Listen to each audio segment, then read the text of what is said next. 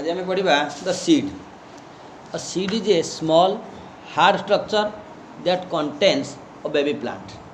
Seed भितर baby plant रही है. It also has stored food for its growth. Seed also stores food. Seed भितर food store होकर रही है baby plant ପାଇଁ. When the seed finds moist soil, it germinates and gives rise to a young plant called the seedling. ଯେତେବେଳେ सीडटा moist soil आउ temperature पाई थाए सेतेबेले जर्मिनेट होगा गजा बाहरी थाए and gives rise to a young plant. This is called seedling.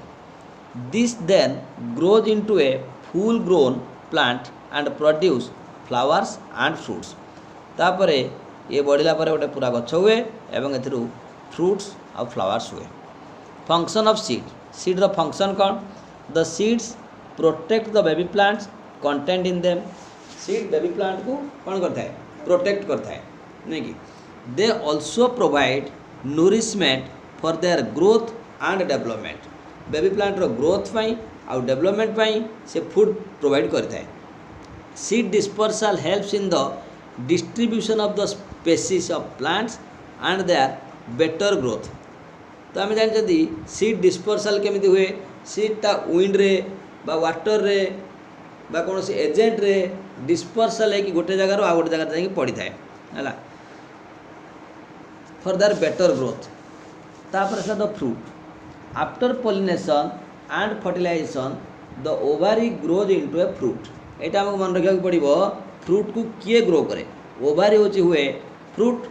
A fruit is defined as a mature और ripened ovary. Function of a fruit. It protects the seed against injury and other unfavorable climatic conditions. It helps in the dispersal of seeds.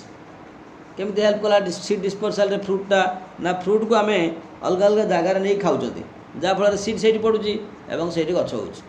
It stores food material as in case of tomato apple and mango. Fruits are the edible part of the plant. Plant रो edible part होची fruit. आउ केतक plant रो भी अलग part को भी आम खाऊँ जमीक लीफ जमीक फ्लावर स्टेम ये सब कथा. तो बर्तमान आमर क्लास 6 रो ये चैप्टर टी सरीगला. तापर यार एक्स्ट्रा क्वेश्चन आम करिया.